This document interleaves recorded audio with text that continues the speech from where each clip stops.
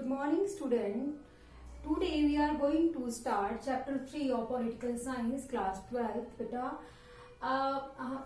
in this chapter today we will discussing about white revolution and NITI Aayog. बेटा, इस chapter में हमने पहले ग्रीन रेवोल्यूशन के बारे में पढ़ा था और लैंड रिफॉर्म्स के बारे में पढ़ा था. इसके साथ साथ प्राइवेट एंड पब्लिक सेक्टर के बारे में पढ़ा था बेटा. लेकिन और प्लानिंग कमीशन के बारे में पढ़ा था बेटा.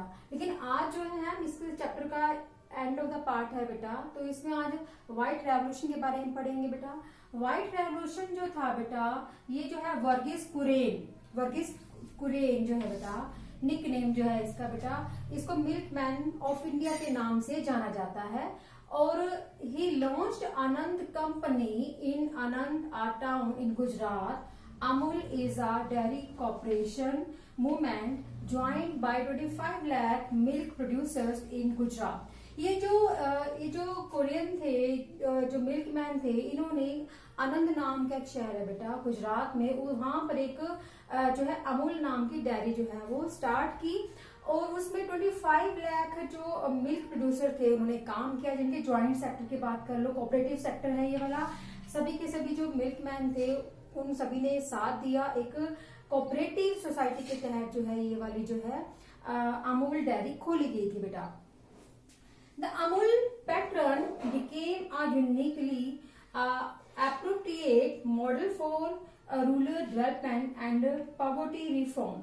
ये जो प्रोजेक्ट शुरू किया गया था, ये जो अमूल डेयरी जो प्रोजेक्ट शुरू किया गया था, ये किस लिए शुरू किया गया था? रूरल डेवलपमेंट के लिए, गांव के डेवलपमेंट के लिए बेटा, और जो पॉवर्टी को रिमूव करने के लिए. क्योंकि बिजनेस जो है, कोई ना कोई बिजनेस चलाना जरूरी होता है घर को चलाने के लिए. तो ये जो है मिल्क, क्योंकि हमारा इंडिया जो है आपको पता है कि यहाँ पर देसी घी या फिर दूध वगैरह के लिए पॉपुलर है बहुत ज्यादा, और खाने के जो पदार्थ है उनके लिए ज्यादा पॉपुलर माना जाता है, और खाने पीने के शौकीन है यहाँ के लोग जो इंडियन पीपल है बेटा. तो in 1917 the rural development program called Operation Flood was started. यानी कि 1917 में इसको ऑपरेशन फ्लड के नाम से जाना जाता है. ये दुग्ध क्रांति जिसको बोलते हैं, दुग्ध क्रांति बेटा, ठीक है. व्हाइट रेवोल्यूशन के थ्रू जो गांव के लोग हैं उनको रोजगार मिल सके और वो अपने लिए जीविका कमा सके, अपने घर में बच्चों को पाल सके बेटा. तो एक ये प्रयास था और ये बहुत ज्यादा सक्सेसफुल रहा बेटा. अब नेक्स्ट हम पढ़ेंगे नीति आयोग के बारे में बेटा. नीति आयोग जो है, नीति आयोग का जो फुल जो नेम है बेटा वो क्या है इसका? National institution for transforming India, ठीक है. National institution for transforming of India बेटा.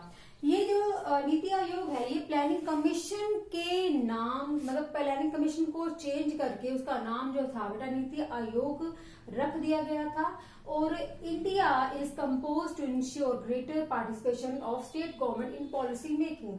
इसका मुख्य जो एम था, जो मेन मोटिव था वो कि स्टेट गवर्नमेंट को इसमें इन्वॉल्व करना है. क्योंकि जो प्लानिंग कमीशन था उसमें स्टेट गवर्नमेंट की इन्वॉल्वमेंट नहीं थी बेटा, ठीक है. और जो प्लानिंग कमीशन जो था सेंट्रल गवर्नमेंट से लेके वो लास्ट तक काम करता था. लेकिन ये जो नीति आयोग है बेटा वो विलेज लेवल से लेके वो अप लेवल तक काम करता है. यानी कि विलेज लेवल, स्टेट लेवल लगा लो, फिर उसके बाद सेंट्रल लेवल तक पहुंचता है बेटा, ठीक है. तो इसमें स्टेट गवर्नमेंट को ज्यादा अहमियत दी गई थी. ये 5 ईयर प्लान ना होके 17 ईयर प्लान है. 2 to 3 ईयर्स के प्लानिंग किए गए हैं जो मतलब ज्यादा सक्सेसफुल हो सकते हैं बेटा. और ये जो नीति आयोग है हमारे प्राइम मिनिस्टर जो है नरेंद्र मोदी के द्वारा अनाउंसमेंट किया गया था लाल किले के ऊपर बेटा. और ये 1 जनवरी 1915 को स्टार्ट किया गया था. और इसमें इसकी कंपोजिशन में कौन कौन है? कंपोजिशन मतलब जो इसमें मेंबर्स कौन है? इसमें पहला देखो, जो प्लानिंग कमीशन था उसमें ओनली जो है प्राइम मिनिस्टर ही थे बेटा, वो सारा का सारा मेंटेनेंस कर रहे थे. लेकिन इसमें जो है अलग अलग तरह के हैं. जैसे चेयरपर्सन जो है वो प्राइम मिनिस्टर है, वाइस चेयरपर्सन जो है वो नॉमिनेटेड बाय प्राइम मिनिस्टर के द्वारा किए जाते हैं. चीफ एग्जीक्यूटिव ऑफिसर भी प्राइम मिनिस्टर के द्वारा नॉमिनेट किया जाता है. फुल टाइम जो इसमें जो है chief ministers and lieutenant governor of union territories के मेंबर भी हैं, जो कि पहले नहीं थे बेटा। और फुल टाइम मेंबर इसमें 5 हैं, और शॉर्ट टर्म जो मेंबर हैं 2 हैं, और एक्स ऑफिसो जो मेंबर्स हैं 4 सेंट्रल मिनिस्टर्स हैं बेटा। On Jan 5, 2015, great economist Arvind Pangaria was appointed as a vice chairperson of the NITI Aayog. सबसे पहले जो वाइस पर्सन जो थे आनंद पंगारिया को चुना गया था। और एम क्या है नीति आयोग के, एम क्या है बेटा? नीति आयोग की पहला जो एम है recommend strategical and technical advice on element policy and economic matter. देखो बेटा, स्टेट को जो है जो भी इकोनॉमिक मैटर्स हैं या फिर पॉलिसीज हैं उनसे रिलेटेड जो है एडवाइस देंगे बेटा।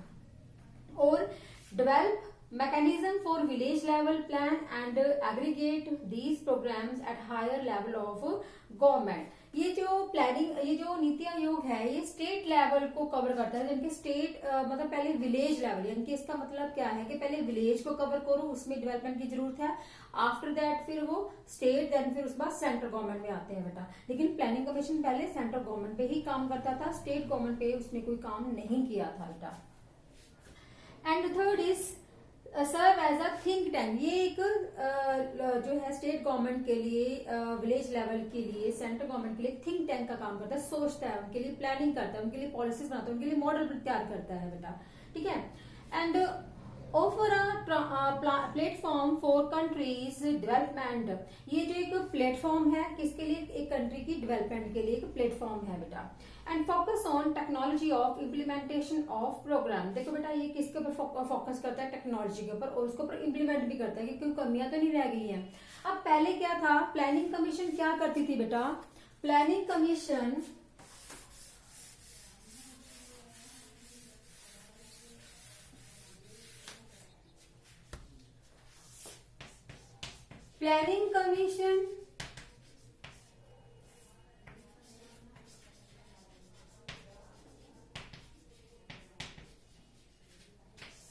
स्टेट के लिए जो काम करती थी, मान लो ये 3-4 स्टेट्स हैं, इनको चाहिए वोटर, इनको चाहिए एजुकेशन, इनको चाहिए टेक्नोलॉजी, इनको चाहिए एम्प्लॉयमेंट, ठीक है। लेकिन जो सेंट्रल गवर्नमेंट थी उस समय प्लानिंग कमीशन में, वो सभी के लिए एक ही पॉलिसी बनाती थी, एक ही मॉडल तैयार करती थी। मान लो कि चारों स्टेट को अलग अलग जो है फैसिलिटीज चाहिए, लेकिन सभी के लिए एक, मान लो सबको वोटर दे दिया। अब इसमें तो वोटर, इसमें मान लो इसमें वोटर है, लेकिन इसमें वोटर है, लेकिन सभी को वोटर दे दिया। अब इनको वोटर की जरूरत ही नहीं है, तो वो पॉलिसी उनके लिए अच्छी नहीं है ना, मतलब उनके लिए इस स्टेट को डेवलपमेंट के लिए वो मॉडल अच्छा नहीं है, ठीक है। लेकिन अब क्या कर रहे हैं, अब की जो गवर्नमेंट है वो स्टेट वाइज उनकी जो प्रॉब्लम है, उनकी जो नीड्स हैं, मान लो कि वोटर की है, इसको एजुकेशन की है, इसको टेक्नोलॉजी की है, इसको पावर की है, ठीक है। तो मतलब हर एक स्टेट के को देखती है कि कौन सी स्टेट को कौन सी जो प्रॉब्लम है वो कौन सी प्रॉब्लम को सॉल्व करना है। तो सेंट्रल गवर्नमेंट जो है, जो ये जो नीति आयोग है बेटा, वो क्या करती है, अलग अलग जो है इनके लिए पॉलिसीज अलग अलग प्लानिंग करती है और अलग अलग इनके लिए मॉडल तैयार करती है, स्टेट गवर्नमेंट को मॉडल प्रोवाइड करती है कि ये जो मॉडल है ये आपकी ये वाली प्रॉब्लम को सॉल्व करेंगे। लेकिन प्लानिंग कमीशन ऐसा नहीं था।